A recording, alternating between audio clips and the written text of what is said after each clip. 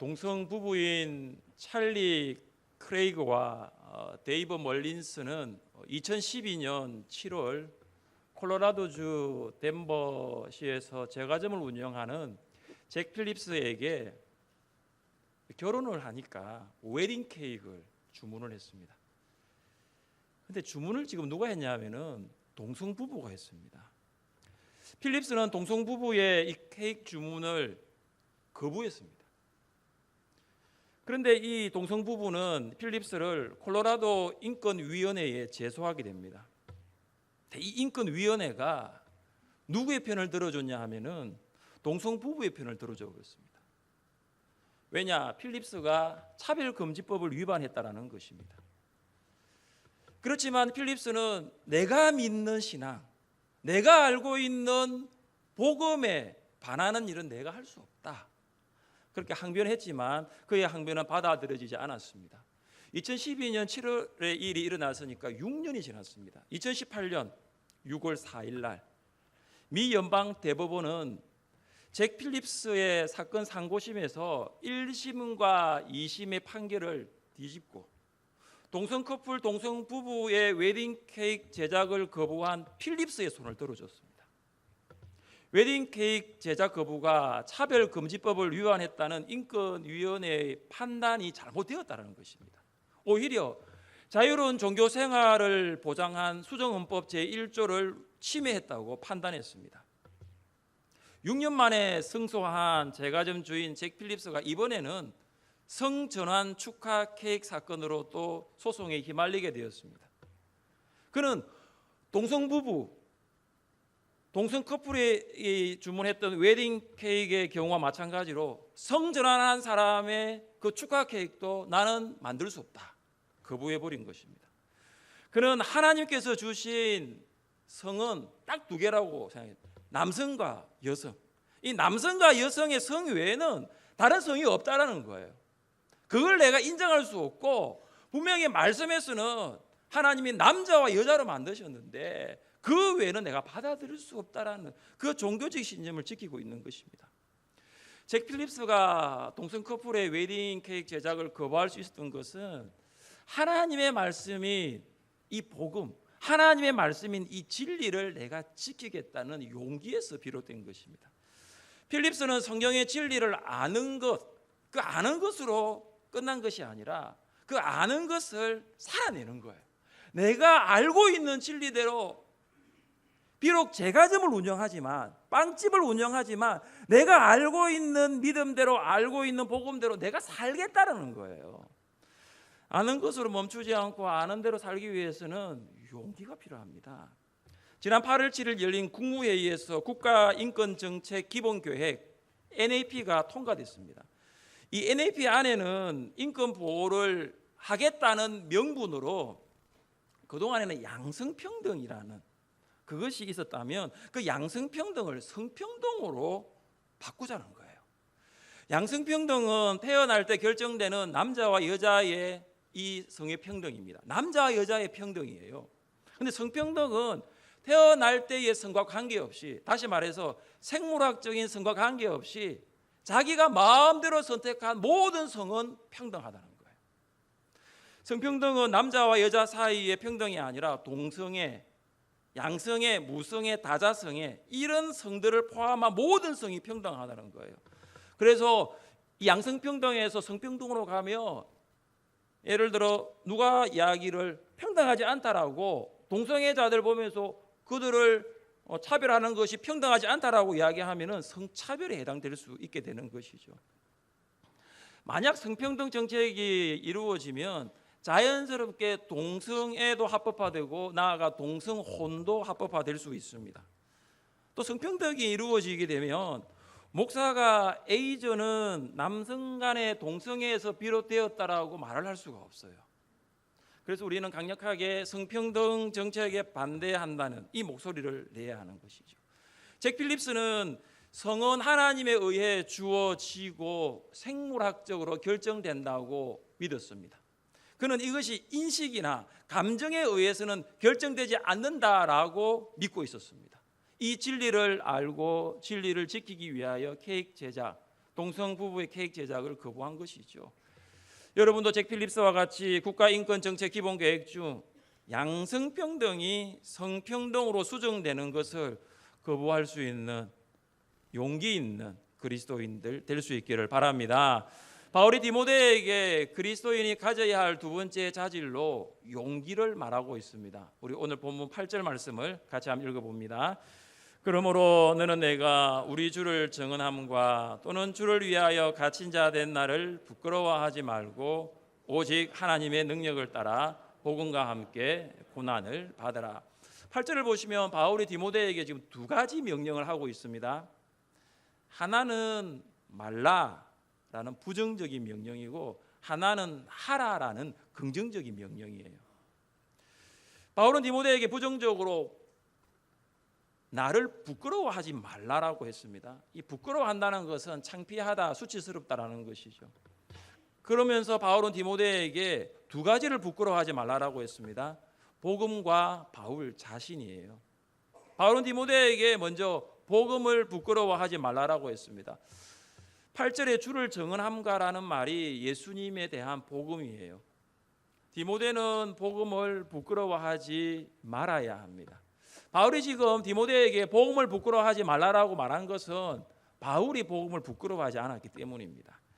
내가 복음을 부끄러워하지 아니하노니 이 복음은 모든 믿는 자에게 구원을 주시는 하나님의 능력이 됨이라.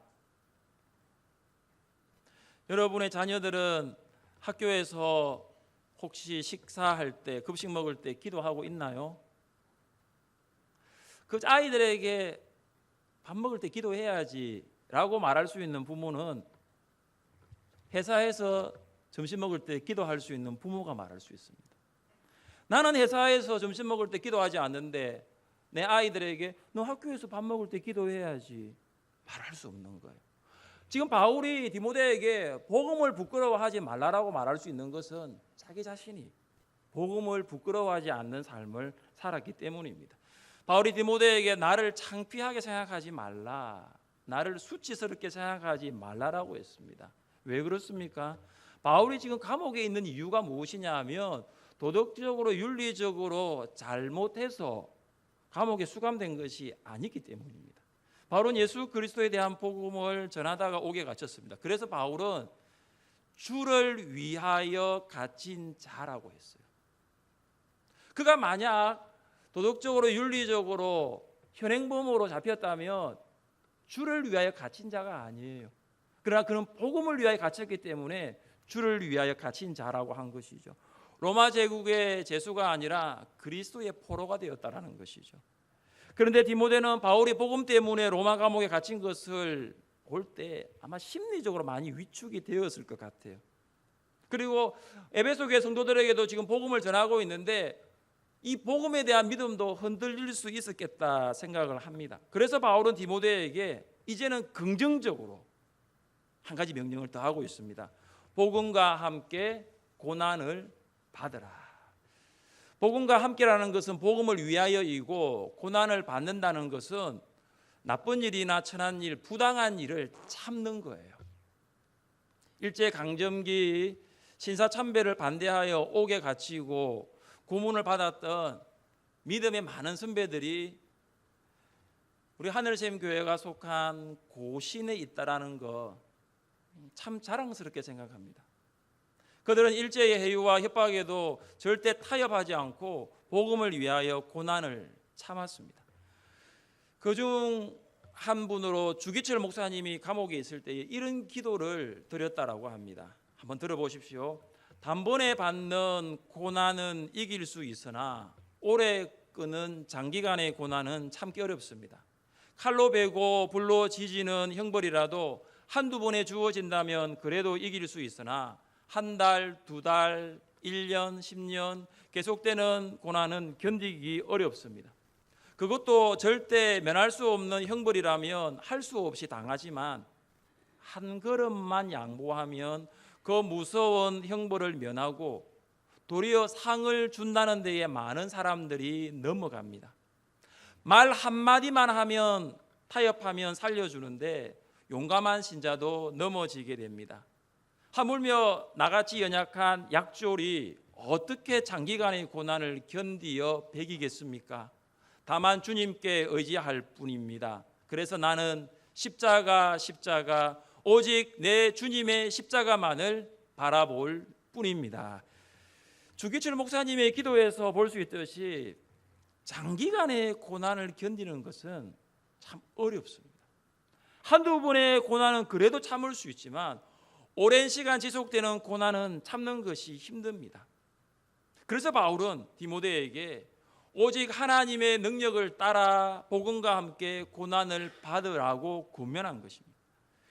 한두 번의 고난은 혹 내 힘으로 참을 수 있을지 몰라도 계속되는 고난은 내 힘이 아니라 하나님께서 능력 주셔야 참을 수 있다는 것을 바울이 알았기에 디모데를 향해서 오직 하나님의 능력을 따라 복음과 함께 고난을 받으라고 했습니다. 사랑하는 성도 여러분, 복음 때문에 고난을 받으신 적 있습니까? 혹시 지금 복음 때문에 고난 중에 있습니까? 복음이 전파되는 곳에는 고난이 반드시 따라옵니다. 이 복음과 고난은 서로 붙어 있는 것 같아요. 떼려야 뗄 수가 없습니다. 여러분, 선교사들 복음 전하는 곳에 그들이 복음을 전할 때에 선교지에 가서 복음을 전하면 고난이 있어요. 우리나라에서 복음을 전한 많은 선교사님들 고난이 있었어요. 복음과 고난은 함께 가는 거예요. 근데 내 삶 가운데 고난이 없다. 그것은 뒤집어 이야기하면 내 안에 복음을 위하여 사는 삶이 부족하거나 아니면 내 안에 복음대로 살고 싶은 열정도 없거나 아니면 복음대로 살지 않다라는 거예요. 한 주간 사시면서 복음 전해 보셨어요? 8월 한 달 동안 복음 전해 보셨어요? 복음을 전하지 않기 때문에 고난이 없는 건 아닙니까? 복음 전하면 고난이 있습니다. 불신 남편에게, 불신 가족에게, 내가 아는 지인들에게도 고난이 있는 거예요. 그들이 예수님을 듣겠다라고 환영하기보다는 오히려 거부하는 경우가 많고 그것 때문에 마음이 상하고 우리의 마음이 아플 때가 많아요. 제가 부목사로 사역을 할 때에 예배 출석을 하지 않는 성도들에게 주일이 지나면 전화를 꼭 합니다. 그럼 전화를 이렇게 하죠. 안녕하세요, 조재영 목사입니다. 성도님 별일 없으셨어요? 이렇게 이제 이야기를 시작합니다. 그러면은 여러분 같으면 어떻게 답하시겠습니까? 예, 목사님 별일 없습니다. 잘 지냈습니다. 이렇게 하면 되잖아요. 근데 어떤 성도님들 꼭 이렇게 이야기하시더라고요. 제가 목사님께 일일이 저의 신상에 대해서 이야기할 필요가 있습니까? 그리고 전화를 확 끊어버립니다. 제가 끊는 게 아니고 그쪽에서 끊어버려요. 목욕실에서 상담을 하고 있었는데 한 30분이 지났는가요?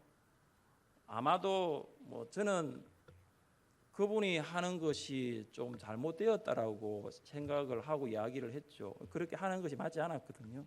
근데 갑자기 화를 내면서 일어나더만 책상을 들어서 엎으려고 하더라고요. 그래서 제가 목사만 아니었더라면은 저도 일어나서 의자라도 한번 들을 수 있었는데 제가 그냥 참았습니다. 한 번은 운전을 하다가 전화를 받았습니다. 전에 잠시 교회를 다녔다고 하더군요. 제가 그분을 본 적이 없으니까. 그러면서 오래 소리를 지르면서 육두문자로 이야기를 하는데 육두문자 설명 안 하겠습니다. 제 옆에 아내가 타고 있었고 뒤에 자녀들이 있었는데 얼마나 크게 소리를 지르는지 당황스러웠습니다. 고난이 올 때 우리가 할 수 있는 것은 즉각적으로 반응하는 것이 아니에요. 그래버리면 불에 기름 얻는 거와 마찬가지입니다. 그냥 참는 거예요. 참고 그것이 지나가도록 참으면서 그 고난의 시간들이 끝나도록 견디는 거예요. 우리에게 고난이 없는 것은 우리가 정말로 복음을 위해 살지 않고 혹 타협하면서 살고 있는 것은 아닐까요?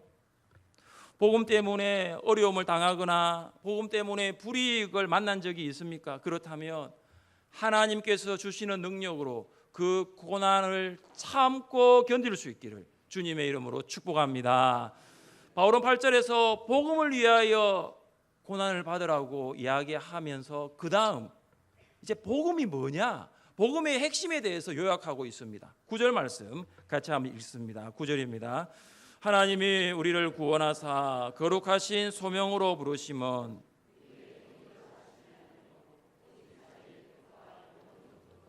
그리스도 예수 안에서 우리에게 주신 은혜대로 하심이라.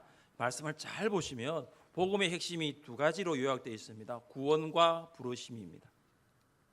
하나님은 우리를 구원하셨습니다. 하나님은 우리를 부르셨습니다. 구원은 하나님을 떠나 방황하고 있는 우리가 그 방황을 멈추고 하나님께로 돌아오는 거예요. 구원받은 우리는 하나님의 부르심을 받은 거죠. 그래서 구원은 부르심과 같은 의미입니다. 하나님께서 우리를 구원하시고 우리를 부르신 이유가 거룩함입니다.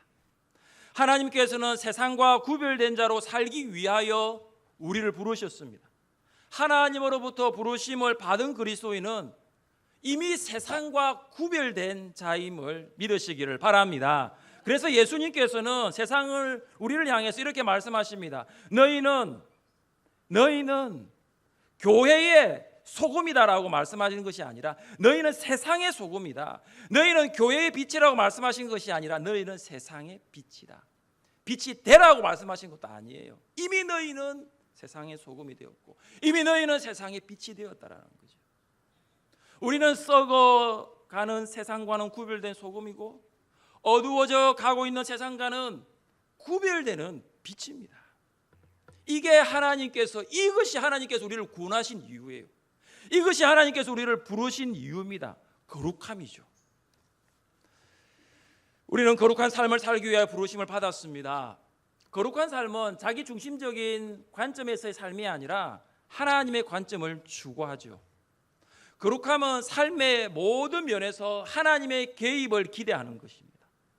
거룩함은 자기를 만족시키는 삶이 아니에요. 하나님을 기쁘시게 하는 삶입니다. 우리가 구원받기 전에는 철저하게 자기가 중심이 되어 자아를 만족시키는 생활을 했습니다. 그래서 여러분 들리는 대로 말을 했습니다. 그리고 눈에 보이는 대로 마음의 판단을 했어요. 손이 움직이는 대로 삶을 살았고 발이 가는 대로 어두운 곳을 가기도 했을 것입니다. 그런데 구원을 받고 부르심을 받았는데도 그 이후의 삶이 여전히 입으로 욕설을 말하거나 마음으로 다른 사람을 판단하거나 시간과 재정에 청지기로 살지 못하고 있지는 않습니까? 또한 구원을 받았지만은 여전히 투기를 하고 빌린 돈을 갚지 않고 약속을 지키지 않는 철저하게 자기 중심적인 삶을 살고 있지는 않습니까? 구원을 받았고 부르심을 받았다라고 하지만 우리의 삶을 보면 변화된 것이 많지 않아요.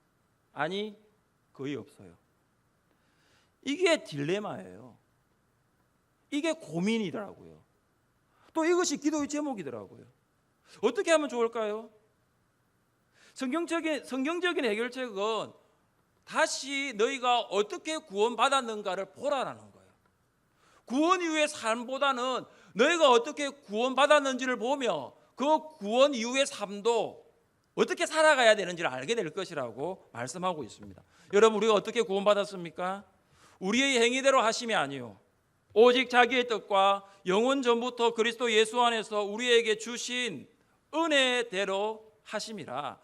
우리가 우리의 행위대로 구원받은 것이 아니라 하나님의 뜻 가운데 하나님의 은혜대로 구원받았습니다. 구원은 사람의 행위에서 난 것이 아니라 하나님의 은혜인 줄 믿습니다. 여러분이 구원을 하나님의 은혜로 구원받았다면 동일하게 거룩함도 하나님의 은혜로 살아갈 수 있는 거예요.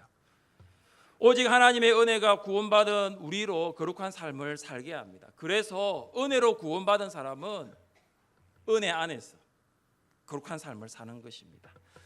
하나님의 은혜가 때로는 아주 조용한 이슬처럼 내릴 때가 있고 하나님의 은혜가 때로는 좀 오늘처럼 굵은 빗줄기로 내릴 때가 있어요. 그런데 은혜가 이슬비로 내리든 이슬로 내리든 굵은 장마비로 내리든 그 은혜가 내리는 자리가 어디인지를 여러분은 아셔야 됩니다. 그 은혜가 임하는 자리가 바로 예배의 자리인 줄 믿습니다. 예배의 자리에서 하나님의 은혜를 받지 않고 내가 세상 속에서 거룩한 사람으로 살겠다라고 생각하는 것은 사실 불가능한 거예요. 여러분, 고장난 차, 타이어가 플랫되고 기름이 새는 그 고장난 차를 내가 한번 운전해 보겠다는 사람하고 비슷할 수가 있는 거예요.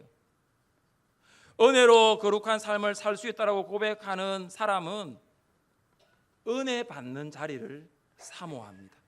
하나님의 은혜로 구원받았다라고 말하는 사람은 반드시 시간의 우선순위를 예배의 시간에 두게 되는 것이죠.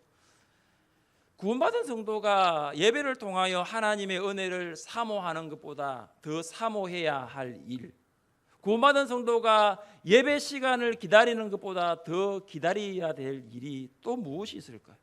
하나님의 은혜는 구원과 부르심의 시작일 뿐만 아니라 거룩한 삶의 출발입니다.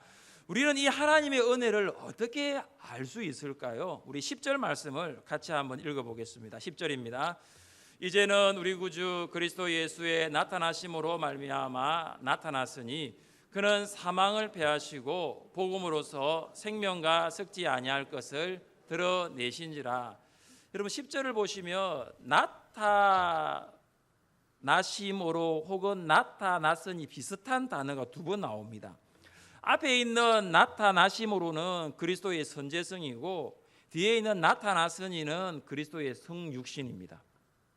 어떤 분은 이렇게 이야기를 하시더라고요. 세상 창조는 성부 하나님이 하셨고 2000년 전에는 그때 이제 성자 하나님이 이제 이렇게 육신하셨고 그 다음에는 성령 하나님이 오셔서 오순절 또 성령 충만을 주셨다 이렇게 나누더라고요. 이렇게 창조는 성부, 그리고 십자가에 오신 분은 성자, 그리고 비둘기같이 임한 분은 성령. 잘못되었습니다. 예수님은 2000년 전에 계신 분이 아니라 영원 전부터 계신 분이에요. 예수님은 세상을 창조하신 분이고 그리고 영원토록 계신 분이 예수님이에요. 그 예수님께서 우리와 똑같은 형체를 가진 사람이 되셔서 이 땅에 오셨고 말씀을 가르치고 말씀을 선포하시고 병을 낫게 하신 거예요. 이것이 바로 성육신입니다. 우리 눈으로는 하나님을 볼 수가 없어요. 눈으로 볼 수 없는 하나님께서 사람의 몸으로 세상에 오신 것이 은혜입니다. 세상에서 가장 권력 있는 사람, 지위가 높은 사람이 만약에 오늘 여러분의 집을 방문한다면 여러분 어떻겠습니까? 그냥 TV로만 봤던 사람이 여러분 집에 온대요. 그리고 그분을 여러분이 보고 싶어 했단 말이에요. 어떻겠어요? 좋죠. 그게 은혜입니다. 지금은 초등학교지만 저는 국민학교를 다녔는데 국민학교 다닐 때 학년이 올라가면 항상 3월 달에 선생님이 가정 방문을 하시더라고요. 저는 선생님이 가정 방문하는 게 너무 좋았습니다. 왜 좋았냐 하면 이렇게 가난하고 누추한 집에 선생님이 오시니 얼마나 감사하고 은혜인지 너무 좋았던 거예요. 명절날 저희 아이들이 저희가 살았던 집을 한번 갔거든요. 그 집은 지금 살지는 않습니다. 어떤 집이냐면 돼지 농장 축사가 쭉 있고요. 끝에 단칸방이 하나 있습니다. 그게 6명이 살았거든요. 근데 그게 선생님이 오신다는 거예요. 비록 다른 집처럼 요구르트는 준비하지 못했지만 선생님이 오시니까 그때는요 선생님 따라 동네를 다녔단 말이에요. 애들도 좀 많습니까? 한 마리 60명 되니까 선생님이 우리 집에 오신다. 아유, 선생님이 우리 마을에 오신다. 근데 선생님 굉장히 크게 보였잖아요. 와, 너무 좋았습니다. 여러분 선생님이 와도 저 초등학교 때 그렇게 좋았는데 예수님이 사람으로 이 땅에 오신 거예요. 하나님이신 그분이 사람으로 세상에 오신 거예요. 그리고 그뿐만 아니라 십자가에 우리 죄 위에 죽으신 것으로 끝난 줄 알았는데 3일 만에 부활하심으로 사망을 이기신 분이 예수님이에요. 산 사람에게 가장 무서운 것이 여러 가지가 있지만 암도 아니에요. 사고도 아닙니다. 죽음이에요. 산 사람에게 가장 무서운 건 죽음이에요. 죽음을 무서워하지 않을 사람이 있습니까? 오늘 누가 여러분에게 혹 죽는다라고 이야기를 했을 때 여러분 그 생각을 잊으려고 하지만은 계속 그 생각이 여러분의 머리에 머물러 있고 정상적인 생활을 할 수 있을까요? 세상이 창조된 이후 유일하게 죽음을 파괴하고 이기고 죽음에서 다시 사신 분이 예수님입니다. 예수님은 십자가에서 죽으시고 무덤에 묻히시는 것으로 끝난 것이 아니라 부활하심으로 사망을 패하시고 생명과 썩지 아니할 것을 드러내신 거예요. 이것이 복음입니다. 복음은 생명입니다. 복음은 썩지 아니할 것입니다. 복음은 썩지 않을 생명입니다. 예수님은 우리에게 복음을 주셨고 복음을 믿는 우리는 썩지 않는 영원한 생명, 영생을 소유하였습니다. 복음으로 썩지 않을 생명을 소유한 사람은 죽음을 두려워하지 않게 되는 것이죠. 육신적으로는 죽게 되지만 그것이 영원한 죽음이 아니라 그것 너머에 부활의 소망이 있기 때문입니다. 이것이 비밀이에요. 여러분도 이 비밀을 가지고 있습니까? 우리 함께 말씀을 읽어볼까요? 보라, 내가 너희에게 비밀을 말하노니 우리가 다 잠잘 것이 아니요 마지막 나팔에 순식간에 홀연히 다 변화되리니 나팔 소리가 나매 죽은 자들이 썩지 아니할 것으로 다시 살아나고 우리도 변화되리라. 이 썩을 것이 반드시 썩지 아니할 것을 입겠고 이 죽을 것이 죽지 아니함을 입으리로다. 이 썩을 것이 썩지 아니함을 입고 이 죽을 것이 죽지 아니함을 입을 때에는 사망을 삼키고 이기리라고 기록된 말씀이 이루어지리라. 사망아, 너희 승리가 어디 있느냐? 사망아, 네가 쏘는 것이 어디 있느냐? 바울의 말입니다. 생명과 썩지 아니할 복음을 간직한 바울의 고백이에요. 지난주 새가족 성도 모친의 장례가 있었습니다. 새가족임에도 불구하고 많은 성도님들이 조문해 주셨고 조가대로 운구팀으로 섬겨 주셨습니다. 하늘공원에서 마지막으로 화장 예배를 드리고 난 다음에 고인이 누워있는 이 관을 보면서 생각을 합니다. 몸은 썩을 것입니다. 화장이니까 불탈 것이죠. 그러나 예수님 다시 오실 때 썩지 아니할 몸으로 깨어날 것이고 몸은 죽을 것입니다. 몸은 불탈 것입니다. 그러나 예수님이 다시 오실 때 죽지 아니할 것으로 다시 깨어날 것이라. 그런 마음이 제 가운데 있더라고요. 바울은 썩지 아니할 영원한 생명인 복음을 가르치고 선포하는 그 일을 내가 위임받았다라고 했습니다. 바울은 복음을 선포하고 가르치면서 참혹한 투옥 생활과 버림받은 부당한 처사 또한 무시무시한 고독 같은 고난이 있었어요. 그러나 그 고난 때문에 복음을 타협하거나 포기한 것이 아니라 오히려 고난을 부끄러워하지 아니하였습니다. 바울이 고난을 부끄러워하지 않는 이유가 무엇일까요? 좀 쉽게 이야기해 드릴까요? 바울이 예수 믿는 거 부끄러워하지 않은 이유가 무엇일까요? 바울이 교회 다니는 거 부끄러워하지 않는 이유가 무엇일까요? 12절 말씀 같이 한번 읽어보겠습니다. 이로 말미암아 내가 또 이 고난을 받되 부끄러워하지 아니함은 내가 믿는 자를 내가 알고 또한 내가 의탁한 것을 그날까지 그가 능히 지키실 줄을 확신함이라. 아멘. 바울은 내가 지금 고난 가운데 있는데 내가 지금 차갑고 어두운 로마 감옥에 있지만은 내가 믿는 분이 누구라는 것을 내가 잘 알고 있다는 거예요. 바울이 복음을 전할 때 유대인들이 뭐라고 이야기했습니까? 십자가에 달린 자, 나무에 달린 자는 구약 성경에 보면 저주받은 자인데 어떻게 너는 저주받은 자, 그 저주받은 것을 전하느냐? 그렇게 이야기했습니다. 헬라인들, 이방인들은 뭐라고 이야기했습니까? 십자가에 죽은 예수 믿는 거 그 어리석은 일이야. 그렇게 이야기했습니다. 사람이 뭐라 해도 바울은 나는 내가 믿는 분을 내가 안다고, 내가 예수님이 누구신지를 내가 안다라고 했습니다. 바울은 이런 고난에도 불구하고 하나님께서 의탁하신 것, 그거 반드시 하나님께서 보호해 주실 것이라고 믿었습니다. 하나님께서 바울에게 복음을 맡기셨습니다. 바울은 부르심을 받은 다음에 이방인의 사도로 그는 복음을 전하며 살았습니다.